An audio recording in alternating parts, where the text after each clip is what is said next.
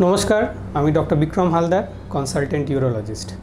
आज आमी कथा बोलबो ओभार एक्टिव ब्लाडार एवं यूरिनारि इनकन्टिनेंस निये। ओभार एक्टिव ब्लाडार के आमरा बांगलाय बोली अति सक्रिय मूत्रथली, जादेर खूब घन घन पेच्छाप हय सेई धरनेर रोगके आमरा बोली।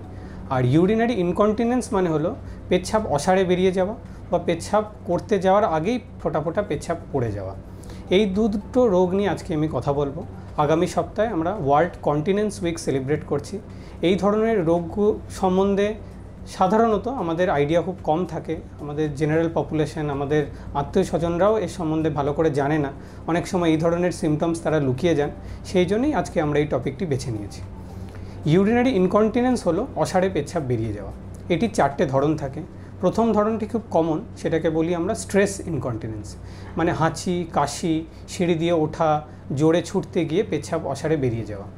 দু নম্বর ইনকন্টিনেন্স হলো আর্জ ইনকন্টিনেন্স, বা এত জোরে পেচ্ছাপ পেয়ে যাচ্ছে যে বাথরুমে যাওয়ার আগেই ইউরিন হয়ে যাচ্ছে, ফোটা ফোটা পেচ্ছাপ বেরিয়ে আসছে, বাথরুমে যাওয়া অবধি অপেক্ষা করা যাচ্ছে না।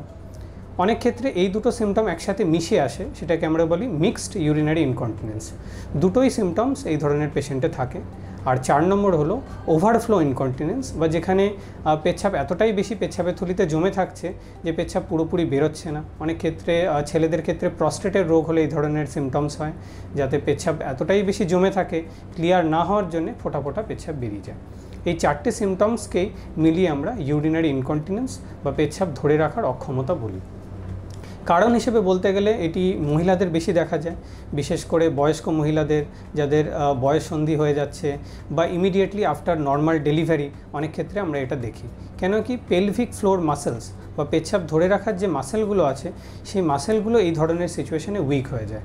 মেনোপজ হয়ে গেলেও হয়, বয়স হয়ে গেলেও হয়, বিভিন্ন রকম স্পাইনাল প্রবলেমস, কোনো রকম abdominal, Intra abdominal surgery, spinal সার্জারির পরেও এই মাসেলগুলোর উইকনেস আমরা দেখতে পাই।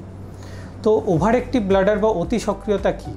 যে সকল পেশেন্টদের বারবার পেচ্ছাপে ইনফেকশন হচ্ছে, প্রস্টেটের রোগ আছে, বিভিন্ন রকম নিউরোলজিক্যাল প্রবলেমস যেমন অ্যালজাইমার্স, পার্কিনসন্স আছে, তাদেরও এরকম হতে পারে। সাধারণ কিছু পরীক্ষা নিরীক্ষা যেমন আল্ট্রাসাউন্ড, ইউরিনের টেস্ট, এগুলো করে আমরা এই রোগ সম্বন্ধে জানতে পারি। অত্যাধুনিক কিছু টেস্টস আছে যেমন ইউরোডাইনামিক স্টাডি, সেটা করেও এই রোগের ডায়াগনোসিস হয়। সিস্টোস্কোপি করে আমরা অনেক সময় রোগের অন্য কোনো কারণ আছে কিনা সেটা বোঝার চেষ্টা করি। ট্রিটমেন্ট বলতে গেলে কিছু লাইফস্টাইল চেঞ্জেস, যেমন ওজন কম করা, খাওয়া দাওয়াতে কফির পরিমাণ কমানো, অ্যালকোহল, স্মোকিং এগুলোকে কম করা, regular physical exercise, pelvic floor muscle training, Kegels exercise, এগুলোর ট্রিটমেন্ট। ধন্যবাদ।